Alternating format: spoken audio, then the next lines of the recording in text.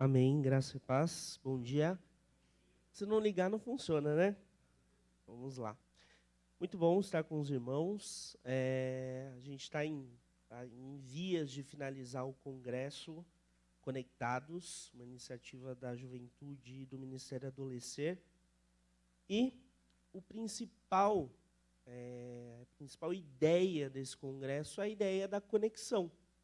Nós somos conectados a Deus através da palavra, mas também nós somos conectados uns aos outros. E a única peça que consegue nos conectar, a única pessoa que nos conecta é Cristo. É pelos méritos de Cristo que nós somos conectados. E é muito, infelizmente, comum nesses dias tão atribulados nós lermos, ouvirmos, acompanharmos pessoas que vivem dias difíceis, enfrentam fragilidade emocional.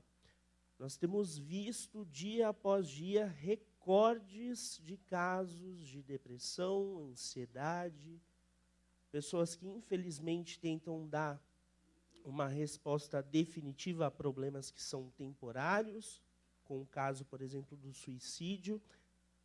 Trago um dado para os irmãos. Segundo a Organização Mundial da Saúde, são 700 mil registros de suicídio por ano no mundo. 1 em cada 7 mortes no mundo por dia é por suicídio.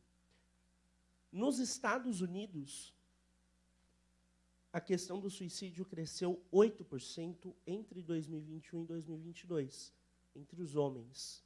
São as principais vítimas desse registro no país. Esses dados, claro, refletem um pouco do que foi a pandemia, o que a pandemia trouxe para os nossos dias. A gente vive em um mundo ferido e que fere a todo instante. A gente observa isso nos relacionamentos ou na ausência dos relacionamentos. Isso também comunica alguma ideia. E quando nós olhamos para a Bíblia, a gente observa muito pessoas que representam um pouco do contexto de dilemas. A gente tem, por exemplo, o apóstolo Paulo, que é o autor da célebre frase, miserável homem que sou, que está lá em Romanos 7. E somos de fato miseráveis, porque o pecado nos afastou do nosso Criador. Aquele em quem nós temos a plenitude do amor, da graça e da bondade. E todo esse afastamento, esse pecado, nos faz viver em um mundo em constante colapso. E é por isso que hoje, nessa manhã, nós vamos meditar em um texto do apóstolo Paulo. Está lá em 2 Coríntios 12. Nós vamos ler 2 Coríntios 12. É um texto muito conhecido. Vamos ler os versículos de 7 a 10. Bom, aqui o apóstolo Paulo está conversando, está falando com a igreja de Corinto sobre a sua supervisão. Ele conta um pouco da sua experiência de ter sido levado ao terceiro céu, sobre os riscos de alguém se gloriar na sua própria força, no seu próprio mérito, na sua própria capacidade. Ele fala sobre o seu espinho na carne. Alguns estudiosos bíblicos acreditam que esse espinho na carne teria sido uma doença nos olhos, um problema de visão. Isso a gente só vai saber no tempo perfeito mesmo qual que era essa questão. Nesse relato do apóstolo Paulo, que é extremamente íntimo, é algo assim que Paulo abre o coração para poder falar com a igreja de Corinto. A gente observa muito da luta que é travada no coração de Paulo. Talvez não seja muito diferente, claro, guardadas as devidas proporções, das lutas que nós enfrentamos no dia a dia, que são muitas.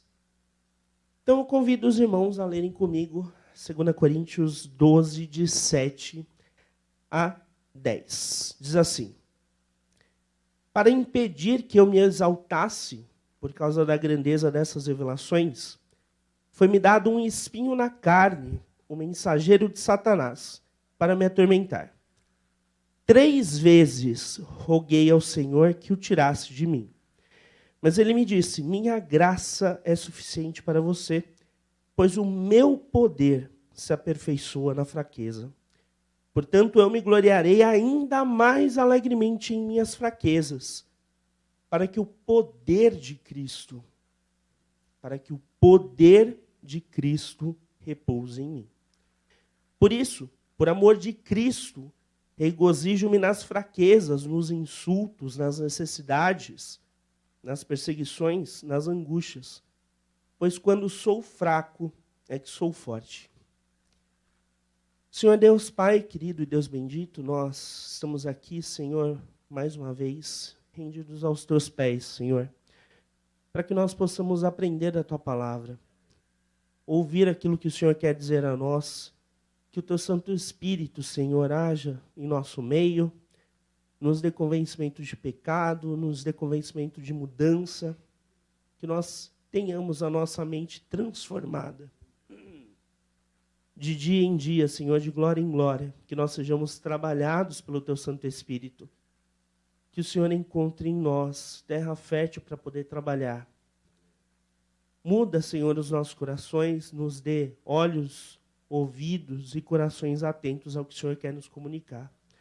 Essa é a minha oração em nome de Cristo Jesus. Amém. Obrigado.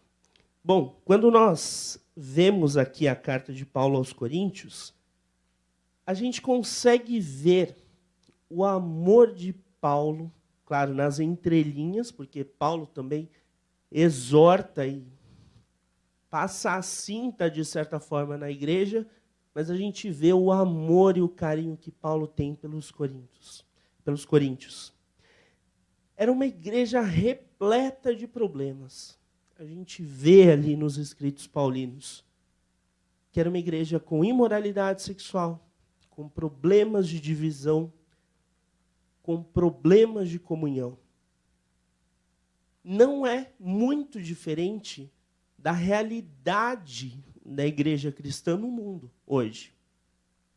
Quantos e quantos escândalos nós não acompanhamos por aí, de igrejas, de irmãos que caíram, de problemas de divisão, de igrejas que nascem a partir de igrejas desfeitas. Quando a gente fala de cristianismo, quando a gente fala de seguir a fé cristã, a gente precisa ter em mente que ser cristão é, de certa forma, ter que orbitar numa realidade de dificuldades. Ninguém pode assumir a fé cristã, professar a Cristo, achando que vai ter uma realidade de comercial de margarina. A família toda feliz em volta da mesa, achando que todos os boletos estão automaticamente pagos. Não é assim que funciona. A gente precisa saber que seguir a Cristo impõe dificuldades. A pandemia mostrou para a gente o quanto a vida humana é frágil. Ainda assim, muitos decidem viver a vida longe de Deus, longe dos relacionamentos com as pessoas. E como cristãos, nós deveríamos ter consciência que a jornada cristã não é uma vida solitária.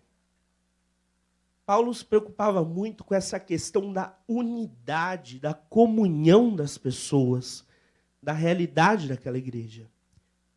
É por isso que os escritos paulinos apontam para Cristo. É para Cristo. Porque, irmãos, todos nós aqui somos diferentes. Não só fisicamente. Se você olhar para o seu irmão do lado, da frente, de trás, nós somos fisicamente diferentes. Nós temos temperamentos diferentes. E eu sei que você está lembrando de alguém aí que é difícil de lidar na realidade. Todos nós temos aqueles que são nossos desafios de oração. Todos nós temos. E Deus nos fez assim. E a única pessoa capaz de nos unir, de superar tudo isso, é Cristo. Ele que é capaz de unir mentes, temperamentos, realidades. Nós somos criados, educados de formas diferentes. É por isso que muitas vezes a gente que aqui tem um grande chamado missionário na igreja, a igreja é extremamente missional, muitas vezes nós fazemos missões no Brasil, mas em um contexto transcultural. O que isso quer dizer? É uma realidade totalmente diferente de a gente falar do Evangelho de Cristo para jovens aqui em São Caetano e para falar com quilombolas lá no Vale do Ribeira. São contextos diferentes. Por quê?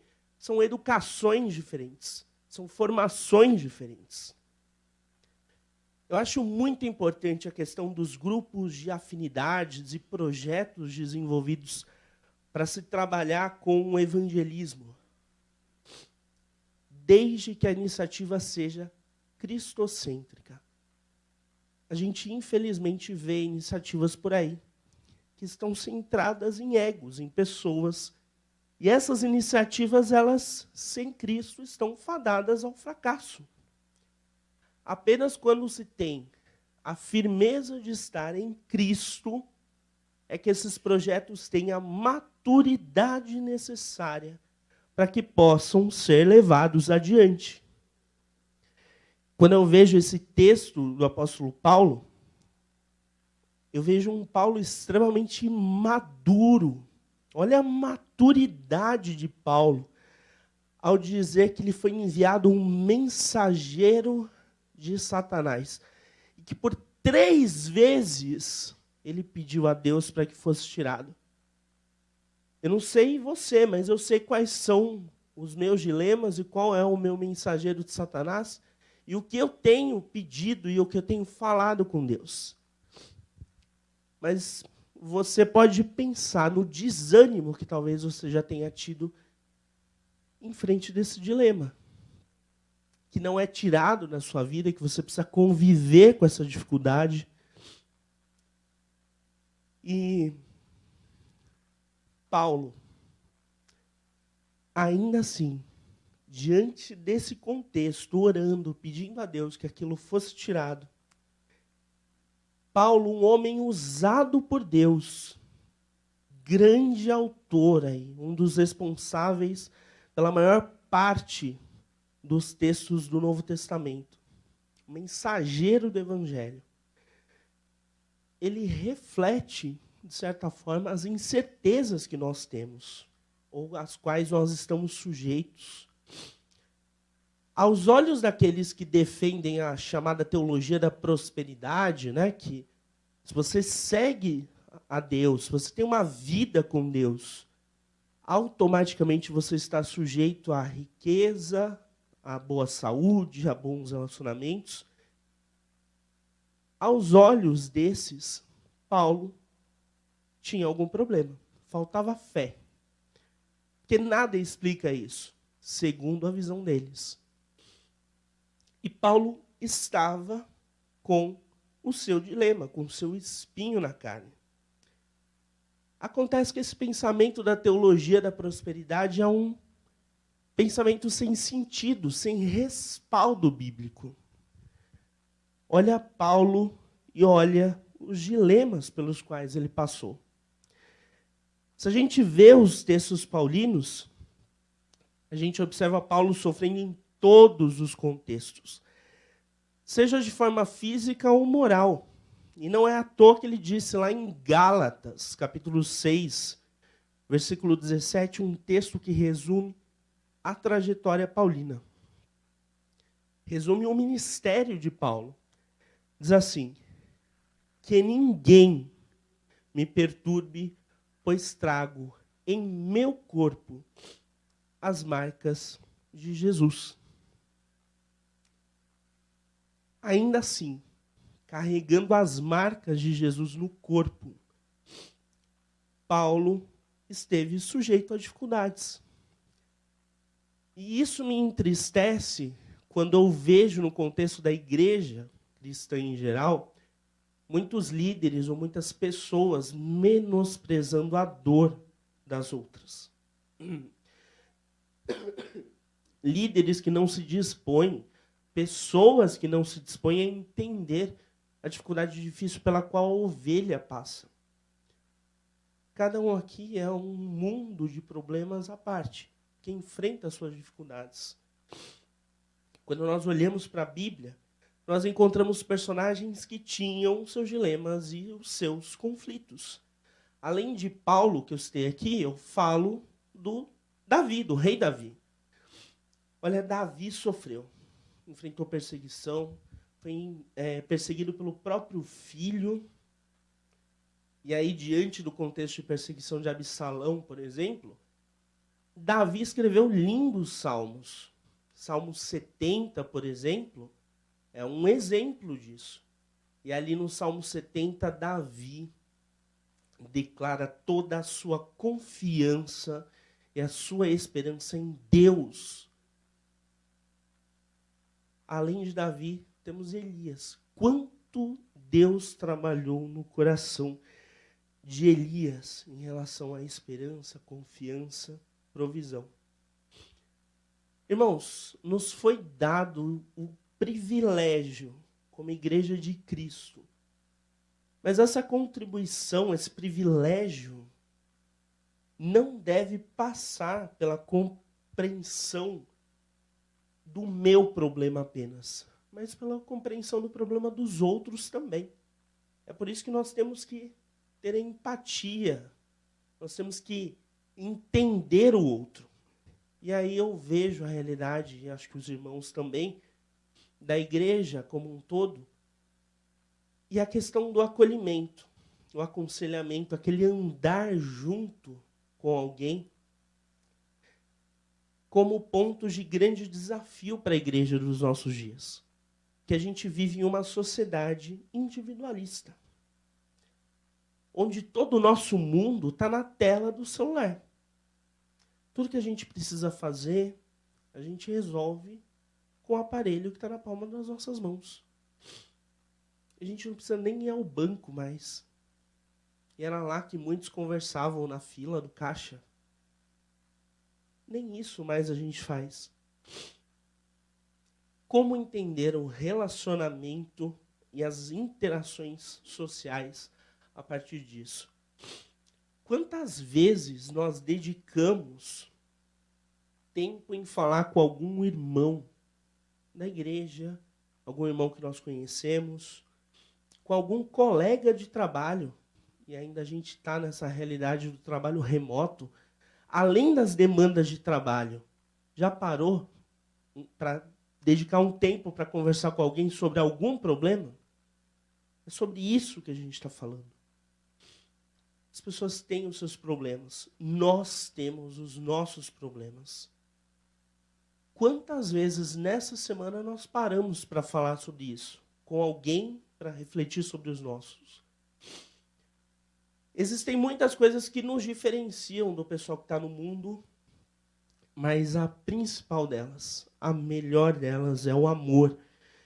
Quando nós ouvimos, quando nós caminhamos com as pessoas, nós demonstramos amor. E é um amor que não vem de nós, não é nossa capacidade de amar, não é algo que é natural nosso. É algo que nós recebemos de Deus, é algo que nós somos capacitados pelo Espírito para vivenciar.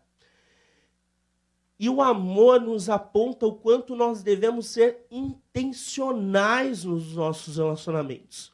Nós devemos demonstrar vontade de viver esses relacionamentos. Nós devemos demonstrar amor pelas pessoas.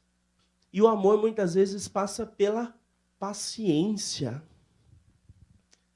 E tem pessoas que são desafios de paciência para a gente, né? Fala sério. Mas aí é o desafio para a gente amar essas pessoas. Pela paciência também. Quando nós temos a maturidade espiritual e o apoio necessário nessa jornada, nós temos a percepção de que nós não estamos sozinhos. E é por isso que Paulo não desanimou. Quando a gente lê as cartas de Paulo, e aqui no final da primeira carta de Paulo, a carta anterior, a gente vê lá uma menção a Áquila e Priscila, um casal que ajudou muito o ministério de Paulo.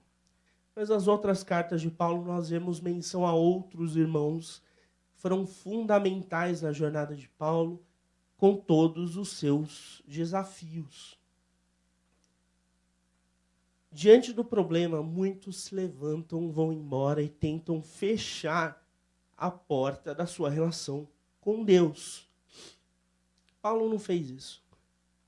Paulo cria em todo tempo em Deus e cria também na importância dos relacionamentos dessas pessoas, que esses relacionamentos apontavam para Cristo.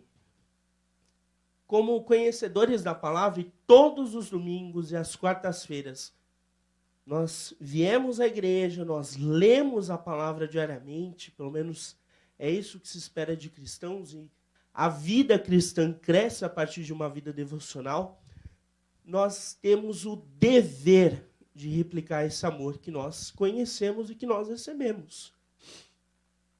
E viver uma vida com Cristo é viver a vida com problemas, como nós começamos essa conversa aqui. E uma vida com problemas, pessoal, não é romantizar a questão. A gente não está aqui para romantizar o sofrimento. É a Bíblia. A Bíblia fala isso. A Bíblia nos deixa bem clara essa jornada. O que a gente está falando aqui é jogar as claras, falar de forma sincera sobre os impactos de seguir a Cristo. Se Cristo foi perseguido, por que nós não seríamos? Se ele teve dificuldades, por que a gente não ia ter? Por isso Paulo teve essa visão ampla. E é por isso que ele não se deixou abater. E a gente não deve se abater também. As dificuldades virão, os contextos difíceis virão, mas a vida com Cristo continua. Esse texto nos traz 3 pontos importantes. O primeiro deles é que a graça de Deus nos é suficiente. Em alguns momentos a gente pensa que é importante a gente tentar dar uma mãozinha para Deus, né? Parece que Deus ali vai precisar de um estímulo, um empurrão para as coisas acontecerem. Só que o cristianismo não é uma troca de favores. O regime do cristianismo não é a meritocracia. Você não vai conseguir pelo seu mérito, pela sua força, pela sua inteligência. O regime do cristianismo é a humildade. É o coração manso e humilde. É o reconhecimento da sua fragilidade. Quando a gente tem um encontro verdadeiro com Cristo, nós somos marcados em vários aspectos. Paulo era um homem marcado. Então, quando a gente tem um encontro com Cristo, irmãos, é impossível alguém permanecer como era. A pessoa é transformada, tem uma transformação de mente, uma transformação de caráter, uma transformação de coração, de atitudes. Há uma mudança de fato. E é importante que essa mudança aconteça, porque você passa a refletir a verdade do Evangelho, você passa a refletir o Cristo ressurreto. É uma mudança de vida. Isso nos transforma. Isso nos diferencia daqueles que não conhecem a verdade. E uma vida com Cristo passa pela ideia fixada em nós de que a graça nos basta. Se algum outro evangelho, alguma outra mensagem diz que você tem que fazer isso para alcançar aquilo, que você tem que dar dinheiro para alcançar aquilo, isso é mentira.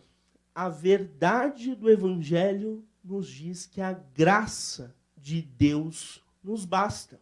E ela que é suficiente. E essa percepção, ela não cai do céu, não é chuva. Isso daqui você só alcança com a leitura da palavra. É vida devocional, é oração, é joelho dobrado, é intimidade com Deus. É relacionamento com outras pessoas, que as pessoas têm um peso fundamental na sua vida devocional.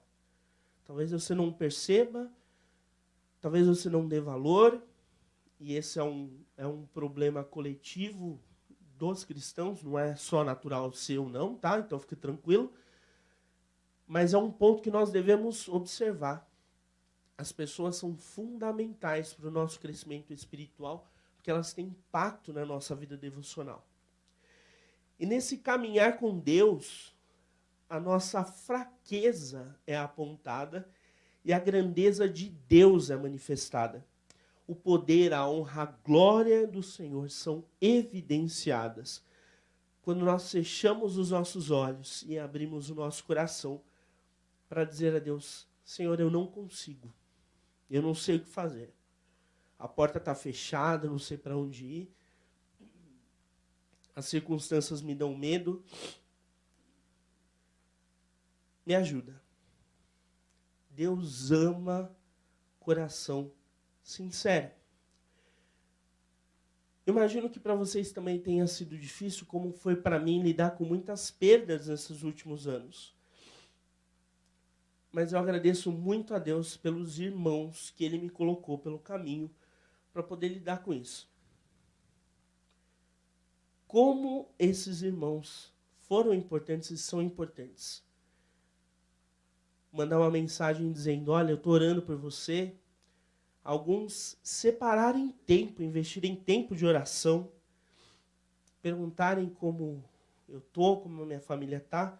Da mesma forma, eu sei que foi de grande importância essa atitude também para com outras pessoas. Nós temos a oportunidade, irmãos, de colocarmos em prática o amor de Cristo. E o mais importante também é que nós temos a oportunidade de viver dia após dia a dependência em Deus e a dependência da graça de Deus, para que sejamos instrumentos para a vida de outras pessoas. O segundo ponto que nós aprendemos aqui é que nós devemos sentir alegria nas dificuldades. E é difícil viver isso, né? A gente se alegra muito com coisas boas, com as perspectivas positivas. Mas isso aqui não é nenhuma lição coach, não, tá? Paulo é bem enfático lá no versículo 10. Por isso, por amor de Cristo, regozijo-me nas fraquezas, nos insultos, nas necessidades, nas perseguições, nas angústias. Irmãos, o mundo todo tem portas fechadas para nós. A gente precisa sair daqui desse culto com isso em mente. Como disse o pastor Emanuel Shoa na sexta-feira, o óbvio precisa ser dito. Sempre. O mundo está com as portas fechadas para a gente. A gente precisa avaliar o nosso coração para entender o quanto nós estamos preparados para soltar uma frase forte como essa de Paulo. Nos alegrarmos na fraqueza, nas dificuldades, nas perseguições, nas angústias. A alegria nesses momentos diversos, ela não nasce das circunstâncias, de brechas, de alguma faísca de possibilidade. É tragédia após tragédia em muitos casos. E ainda assim as pessoas são chamadas a viver a alegria em Cristo. E essa alegria, ela nasce da presença de Cristo nas nossas vidas, do trabalhar do Espírito e da presença de irmãos preciosos. E a alegria, ela é consequência de algo maior. Quando a gente vê lá o texto de João 16:20, a gente tem ali Jesus prestes a ser entregue na morte de cruz, preparando o coração daqueles discípulos que seriam os responsáveis por levar a mensagem para o mundo. E o texto diz assim: digo-lhes que certamente vocês chorarão e se lamentarão, mas o mundo se alegrará. Vocês se entristecerão, mas a tristeza de vocês se transformará em alegria.